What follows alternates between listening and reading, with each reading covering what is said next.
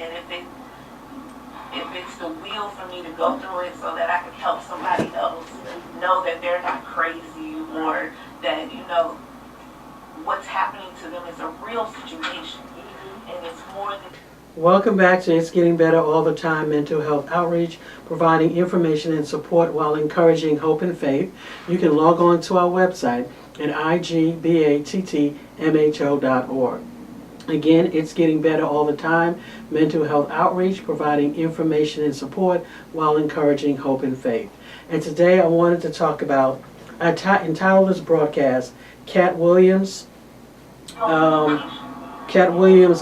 West, and severe and persistent mental illness. What I want to do is share, I want you, if you can, I want to try to play this, and hopefully people can hear it. So let me go ahead and play it now. And it's a question that Kanye was, that was asked of Katt Williams in reference to Kanye West. And I wanted, if I could, hopefully people can hear it. If you can't, you can go to, I'm getting this from the Club Shay Shay broadcast, and it's a clip, and it's on Katt Williams on Kanye West. And I want you to, let me see if I can turn it up, and if you can listen to the piece. Let me play it, see what it'll play. What do you suspect's going on? I suspect that we're pretty awful people if we say that somebody got a mental illness and then we watch what they do. If you say somebody got special needs, then why would you be watching them and holding them accountable like everybody else? Wouldn't you grade them on a curve? Wouldn't you go, whew, this guy? Because, I mean, what are we reacting to? And let me play this again. Hopefully you were able to hear it.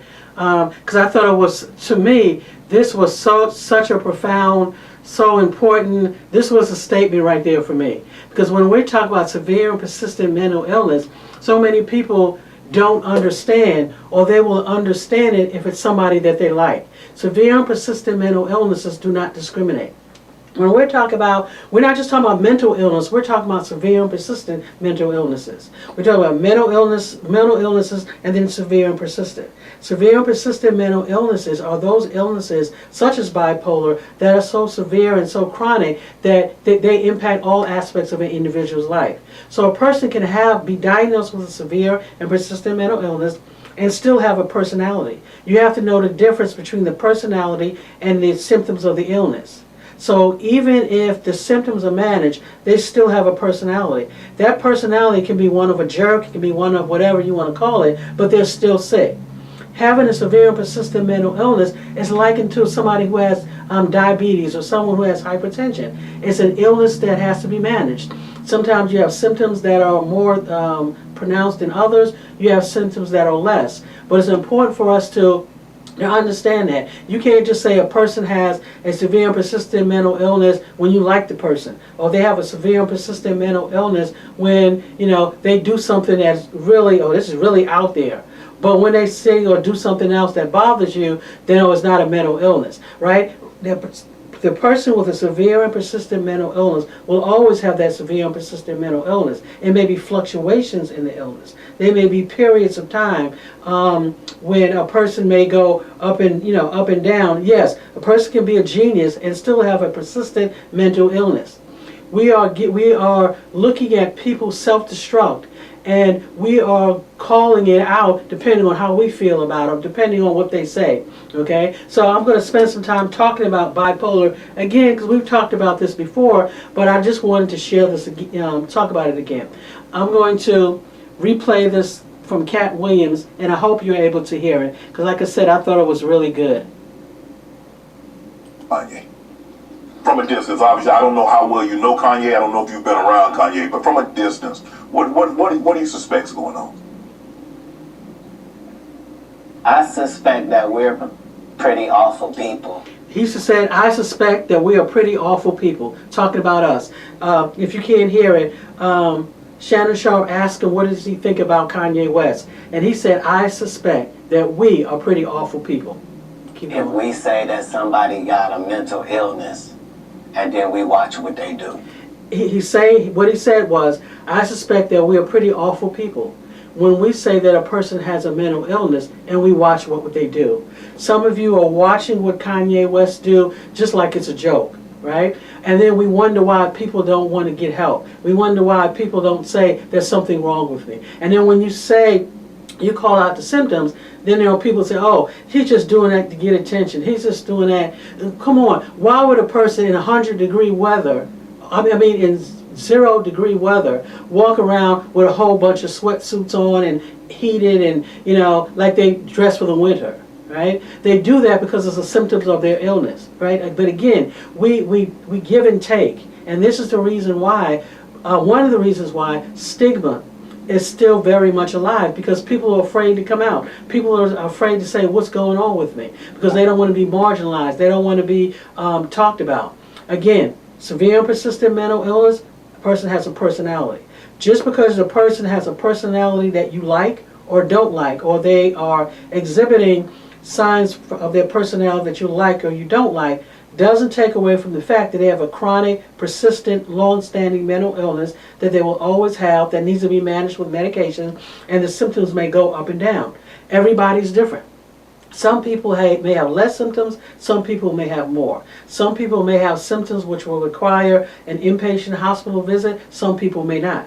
Some people can do it outpatient. Some people are able to manage their symptoms without their medications or without medications, but by following coping strategies. Some people need both. So everybody is different. You can't compare everyone with the bipolar. Well, I have bipolar and I don't talk like that, or I don't do that. Well, that's because your symptoms are managed. Or your symptoms, I have schizophrenia. I don't go out and do certain things. That's because you don't have those types of symptoms. Within the category of schizophrenia, within the category of bipolar, there are certain symptoms. Everybody may not have all of those symptoms, but there are certain symptoms that categorize, that are characteristic of being diagnosed with that particular diagnosis. So let me play this again. Distance. What do you suspect's going on? I suspect that we're pretty awful people if we say that somebody got a mental illness and then we watch what they do. If you say somebody got special needs, then why would you be watching them and holding them accountable like everybody else? Wouldn't you grade them on a curve? Wouldn't you go, whew, this guy? Exactly. Wouldn't you grade them on a curve? And just like if I know someone has let's say you have diabetes, when your symptoms, depending on your symptoms, we grade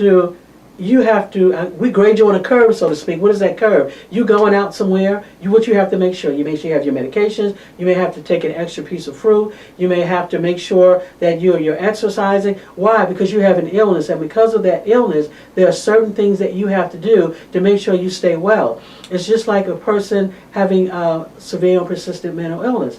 But one of the symptoms of a person with severe and persistent mental illness is a need to feeling like you don't need to take medications. It's not a person willfully doing that. That is a symptom of the illness. So again, let me play this again. Kanye, I don't know if you've been around Kanye, but from a distance, what do you suspect's going on? I suspect that we're pretty awful people if we say that somebody got a mental illness and then we watch what they do. If you say somebody got special needs, then why would you be watching them and holding them accountable like everybody else? So when a person let's say we get ready to go out, right? And we are getting ready to go out to a party or something like that, or to church or wherever we're going. And you have, and let's say I'm the person that I have diabetes, and I have an episode. Right? You're not going to say, oh man, why is she doing that now? She's just doing that because she want to be seen. She's just doing that to get attention. No, you're going to have compassion. Say, oh wow, is there something I can do? Can I get you, something to drink? Can I get you something, help you out, get your medications, or what do you need from me, right? Because we understand diabetes is a chronic illness, but just like persistent mental illnesses are chronic illnesses. These are not, when a person has an episode, it's not something that they're just trying to put on or just something they're trying to do, right? A person could be a genius and still have a bipolar disorder. So one of the symptoms when we talk about bipolar disorder, and I would encourage you to kind of get this bipolar disorder, let me pull the one up. I want the one. This is the one on children and teens, but there's one you can go onto our website, igbattmho.org, or you can go straight to nimh.nih.gov, and it talks about bipolar disorder. Bipolar disorder is formerly called manic depressive illnesses or manic depression. Some people still call it that. It's a mental disorder that causes unusual shifts in a person's mood, energy, activity levels, and concentration. These shifts can make it difficult to carry out daily tasks. There are 3 types of bipolar disorders. All of 3 types involve clear changes in mood, energy, and activity level. You're looking at a person can be elevated, could be irritable or energized, known as manic episodes, or very down, or where they're sad, indifferent. We call this hypomanic episodes. But one of the symptoms, or some of the symptoms of a bipolar disorder, people do and say things that are irrational. They do and say things. It's really hard to, or a person without a mental illness or severe and persistent mental illness may say something, right? And you can say, oh, that person is racist, that person is sexist. But when a person is in a manic episode or with a severe and persistent mental illness, they're like a sponge. They can pick up anything that they hear or whatever they think because there's no filter. They don't have the ability at that moment to kind of challenge what their thoughts are. So again, some of the symptoms of a manic episode are feeling up, high, elated, extremely irritable or touchy. Now, people in this state, they're excellent writers. I know somebody who paints really well, and her paintings are actually hanging in some galleries because she's that good. She will go, when she's on one of her episodes, she'll go for days without sleeping, and she'll just draw, right? And people look at that and say, wow, that's just so wonderful. But they don't understand the physical cost, the cost to her mental health that it took to get that. So some people feeling jumpy, they're more active than usual. They have a decreased need for sleep. Oh wow, he's such a genius. He can stay up all night. Talking fast about a lot of different things and going from one thing to the other, like flight of ideas. Racing thoughts, the thoughts can't slow down. Feeling able to do many things at once without being tired. Having excessive appetite for food, drinking, sex, or other pleasurable activities. You need things to feed the activity. So one of the things that we see with individuals with untreated or poorly treated bipolar disorder when they're having a manic episode is that they spend a whole lot of money. They may have sex with 50, 60 different people in a week. I've had people to leave DC, Maryland, and just hop on a plane or a train, bus, and just go somewhere. And they'll just keep going, spending all their money. And then when they come down, they will get a call from them saying, oh, do you know so-and-so? He was preparing or trying to cross the border. We had one guy who was in New York preparing to go into Canada. But when you go into Canada, I guess, because I've never been, that you have to have, I guess, your passport or the right papers. So he was preparing to go in, and of course he didn't. They realized what was going on. He was admitted to the inpatient psych ward in New York, and they called us and said, hey, we got your guy. He was trying to go into Canada. So when you have a manic episode, for some people, they may spend all of their money. They may gamble their money away. Like I said, they may drink alcohol, anything that's pleasurable. Because again, in that manic episode, there is no filter. There is no, like with a person without bipolar episode or not in a manic episode, if the thought comes to your mind to say, you know what, I'm going to go to the store and buy some food. Or I'm going to go to the store and, I'm going on a trip to Hawaii, okay? That thought comes to your mind. And then there's another thought that comes to your mind and say, well, how much is it going to cost? Okay, do I have money right now? Okay, the kids need school clothes, or should I got to go, oh wow, I got a car payment coming up, oh I don't have the money to do that, right? You reason it out, right? You reason it out, or you say, you know what, I'm going to go and I'll think about it later. But there's a thought process to it. There's a reasoning behind it. When a person who is in a manic episode, we think we do. We think we say.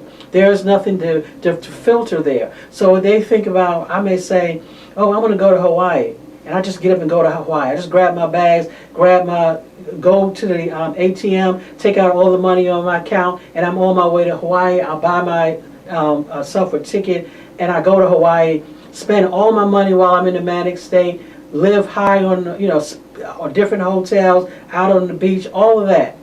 Until when the manic episode is over, one or two things, eventually will happen, is that you go from being manic to coming down off of that, and then now you're like, where's my money? Now you realize what you've done. Now you realize you don't have any money. And that's where the shame comes in. Now you wonder what happened.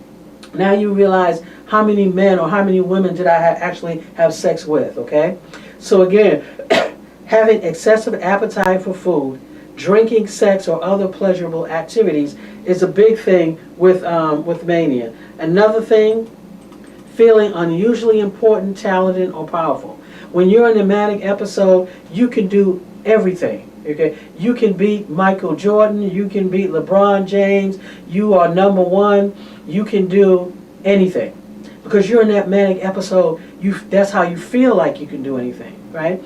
If you don't know anyone if you know someone, talk to someone and ask them if they will tell you what it's like when they're going through their manic state. You're on top of the world. And this is what happens when people will confuse mania. When a person is manic and they're displaying this particular symptom, you would display them as being arrogant. You would display them, oh, he's being very, what is the word? He's a narcissist, or she's a narcissist. You start saying things like that. You start mixing up the terms, calling everybody a narcissist, and not realizing that you're looking at someone with a severe and persistent mental illness, someone with bipolar, someone who is having a manic episode. When we talk about severe and persistent mental illness, there are several illnesses. We talk about schizophrenia, we're looking at bipolar, psychotic depression. Some states add others to that definition. Now, you have mental illness, then you have severe and persistent mental illnesses. Severe and persistent mental illness, or serious mental illness, is a term that is used. It's actually used by the federal government. I'm going to turn this down. It's used by the federal government. That's used by the federal government to identify what serious and persistent mental illnesses are, because it allows everybody to be on the same sheet of music, on the same page, when we talk about using definitions. Because serious mental illnesses, the government sets aside more money for those people with those particular illnesses, certain different types of resources, just because of the type of illnesses that it is. Because we recognize that the symptoms of those illnesses are so severe, they impact all aspects of an individual's life, okay? The impairments often lead to inability to maintain gainful employment, poor social support, repeated psychiatric hospitalizations, homelessness, incarcerations, and other coexisting substance use disorders. So when we talk about severe and persistent mental illnesses, it's really hard or challenging for a person to remain in a relationship for a long period of time, depending on when they get into the relationship, to have resources. A lot of times when you see them, they may not be fully engaged with what's going on around them. So we recognize severe and persistent mental illnesses are a category of illnesses that are so severe that they require ongoing support. So when you talk about bipolar disorder, you talk about Kanye West, we're talking about someone who has been diagnosed with bipolar disorder, someone who has, and as a result of that disorder, is going to need some type of ongoing support. Someone who will have symptoms will fluctuate. I can't believe the number of people who are looking and maybe because I've just been doing this for a while, you're looking at somebody with bipolar disorder, they're displaying the symptoms, and you bypass the symptoms and make excuses. Recently, he's going around saying that he is God. Remember what I just told you about bipolar disorders. It is interesting. I don't know who's around him to see this, because relapse doesn't just happen overnight. There's usually a pattern to the relapse. And this is an example. I'm not just talking about Kanye West. I'm using this as Kanye West and as an example for other family members, for other individuals. People living with bipolar disorders. If you're living with someone with a bipolar disorder, when you see that mania, there's usually was something before that. But when you start seeing the mania, when you start seeing the changes in symptoms, that's the time you want to act. You don't want to wait until the person totally self-destructs. You don't want to do that. But that's what we do in society. As Cat Williams was saying, what type of people are we? We're watching this. We're watching someone self-destruct. We'll watch people, we'll bypass people on the street. We'll see our loved ones, we'll see our family members cycling, having mental health episodes, and we'll step over them. And maybe because of their presentation, because of the way, or they cursed us out, because of the way they behave, we don't understand that what we're looking at is symptoms of an illness that's being manifested through the personality, right? Everybody has a personality. But when you're talking about someone who's saying, I don't no longer believe in God, I am God. Okay, that's a symptom of the illness. That's different from someone else who just you can't compare a sick person to a person who's not sick, right? You can't compare a person who, as Cat Williams said, wouldn't you grade that person on the curve? When you see these symptoms, wouldn't you get that person help? Wouldn't you encourage that person to get support? Right? Wouldn't you encourage that person to get help for that individual? Right? Why are we so focusing on, when you see these symptoms, you automatically are triggered by something that this person said that you didn't like, or that they're talking about your favorite person, or they hurt your feelings, that you're overlooking the fact that this person is ill. This is a symptom of their illness. So when you're looking at hypomania, or mania, because there's a difference. There's manic mania, and then there's hypomania. And talk about mania. You're looking at someone that unusually important, talented, or powerful. And then you have the depression that goes along with this, right? Depressive episode, feeling down, sad, or anxious, slowed down or restless, having trouble falling asleep, talking very slowly, is just the opposite, okay? And then if you cause the hypomania, where it's not as, the symptoms are not as pronounced as the mania, but they're still there. So, but here's the thing, with each episode, and each time a person doesn't get the adequate help, their baseline changes. They begin to look different. So when you look at I want to use Kanye West as an example, but when you look at someone, okay, their first episode that they may have had at 21, right?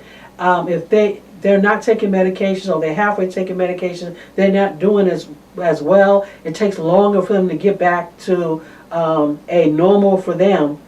With that ongoing cycling, that ongoing of taking medications, coming off medications, going into treatment, coming out of treatment, in and out, it changes the baseline, so they begin to look different. So even when they do get help, they never look like they were before. Because, if that makes sense, it's hard to get a person to look like they were before if they were going in and out of treatment. I'm taking medication for a few years, I'm off medications, next 2 years I'm just, living in my symptoms. And then I get back on medications, and now, I'm back, I'm doing well, but it's never the same. It's like a person you think about with relapse off of alcohol use, right? You start taking alcohol, it gets out of control, you get help, you're in AA meetings, you're getting support, you're doing okay, and then you relapse for a period of time. And during that period of time, you're just drinking, drugging, you're living life, you're doing all this type of stuff. So 5 years later, now you decide you want to come back to get back on your recovery journey, which is great. But once you get back on your recovery journey, the impact that it had on your body, those 5 years had on your body, a lot of times can't be erased. The impact, because now your liver is impacted, right? Now maybe you have tuberculosis, which happens a lot. Now maybe you have HIV or are diagnosed with HIV. Now, or whatever, right? Physically, it's taking a toll on you. So you were here before, then you relapse, right? Now you're back, and now you don't go back here, you come back here, right? So now the next time you're fine, but now you relapse again. Well, you relapse again, okay, and then you're going through this cycle, let's say another 2 or 3 years. You were taking your medication that you needed, you're no longer taking it, so now other symptoms and other things are coming back up. So now when you go back, get back on a relapse, back on recovery, you're still not where you were. So it's similar to people with serious and persistent mental illness, right? You have to manage the illness. Okay, it's hard to get back to where you were if you're not managing your illness properly. So again, there is treatment for severe and persistent mental illness. People living with a serious and persistent mental illness can have children, can keep a job, can live their lives just like anyone else, but it takes managing the illness. As I always say before, we have to normalize severe and persistent mental illnesses just like we normalize diabetes, just like we normalize hypertension. We expect a person to have a relapse. It's not a surprise. We expect to see fluctuations in symptoms with a person living with bipolar or schizophrenia or another serious and persistent mental illness. It's not surprising. We expect it. We expect a person with diabetes to have to manage their symptoms, who may, even if they're managing the symptoms, they may have an episode. We expect that. So again, when you're talking about a bipolar disorder, it's not a thing where you get well and you're forever fine. That happens with a small population, small percentage of the population, but that's not with everybody. So you have this thing where a person is diagnosed with the illness, they may be fine for a while, and then because they're fine for a while, you're thinking, oh, they're okay, and then when something happens, you think, oh, they're just saying that. Instead of focusing so much on what they're saying, how about trying to see what we can do to get this person help? Okay, what they're saying is a symptom that this person needs help. Let me see if I can move through this quickly in my 6 minutes that I have here. Again, so when we look at like bipolar disorders, okay.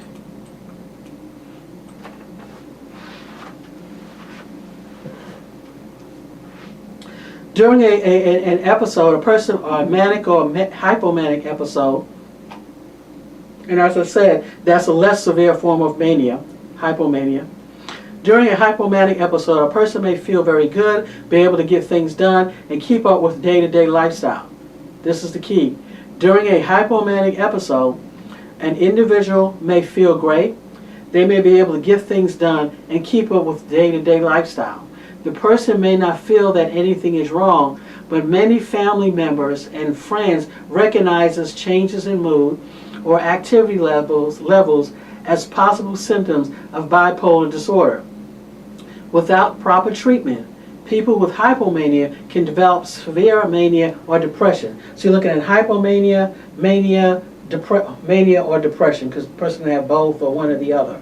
But hypomania, if you see a person that's manic, you can really tell, oh, wow, is this really going on? Hypomania, maybe less so, especially because the person is managing, right? But they're still displaying some of those symptoms. They're still saying things that don't make sense. They're still going around talking about, I'm God, or I don't believe in God anymore because I realize that I'm now God. They're still, spending money. They're still doing things that's kind of outside of the norm. People like to use this excuse, oh, they're not a genius, they're just a genius, and they do certain things.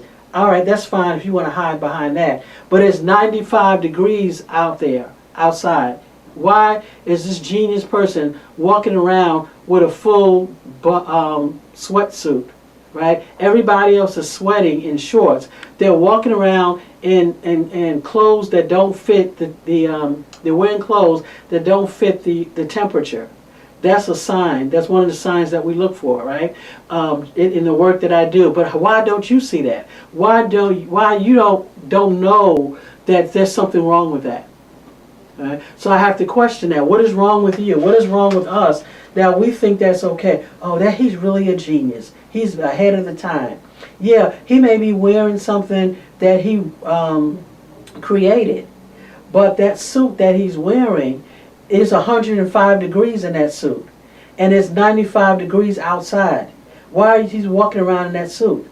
And you think, oh wow, that's a genius, that's really great. Come on, we do that because we pick and choose. We have to be able to separate when a person is sick, they're sick. It has nothing to do whether I like you or not. Oh, he's saying things, oh, he don't believe in God anymore. He never believed in God before. Or he's a person, that's what happens, he used the Christian community, he wasn't really that. The man is sick. He don't know when in a symptom, when you're having episodes, hypomania, mania, you don't know what you're saying at that particular moment. Now, yes he does, yes he does. What happens is you don't have the filter.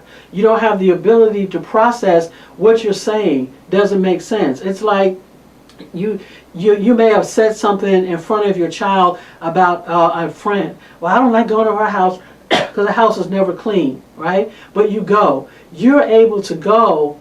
You're able to think it and not say it. You're able to go and kind of, oh, she brings food, you get the food, oh, it tastes good. And then maybe when she goes, you guys say, don't eat that. But your 5-year-old doesn't have that ability to do that. So as soon as they get there, your friend will offer your 5-year-old something, and they may say, no, I don't want that because your house is not clean. And everybody's looking, and you're smiling like, I don't know why she said that. She said it because she doesn't have the filter. They don't have the ability to kind of orient to person, place, and time. When a person is in a manic episode or a hypomanic episode, they don't have the ability to orient properly to person, place, or time. Okay, they don't have to orient to know. Okay, yes, everybody has a feeling at one time or another where they doubt God. Okay, that's normal feeling. Everybody has that. Everybody, if you haven't, just keep living. And if you haven't, then you're a blessed person. But everybody has that. Everybody's going to have a point in their life where they begin to challenge everything that they once believed. Okay, is this right? That's human. That's natural to do that, especially as we go and progress. I used to like apple pie. Now that I've been around other people, I realize, I like peach pie. Right? It's natural to grow, right? There's nothing wrong with challenging that. Who is God? Why does God exist? All of those things are natural. They're natural. There's nothing wrong with that.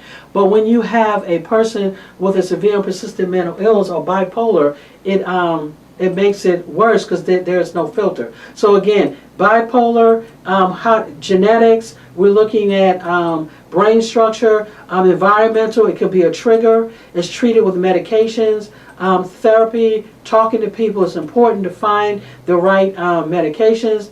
If you are living with bipolar, you want to make sure that you stick with your treatment plan. You want to make sure you have exercises, that you have friends, that you realize that you have an illness that has to be managed. It's getting better all the time. Mental health outreach, providing information and support while encouraging hope and faith. Educate yourself about bipolar before you start talking and saying things that are not accurate, that are not true. Have a great day, and God bless you. Again, it's getting better all the time. Mental health outreach. What type of people are we when we watch a person self-destruct and laugh and think it's funny, think it's cute, and we do nothing? We do nothing to get the person help. All we do is talk about it. Let's use this opportunity to talk about mental illness in a positive way. Let's talk about mental illness, bipolar, in a way that would encourage people to get help, that will support individuals.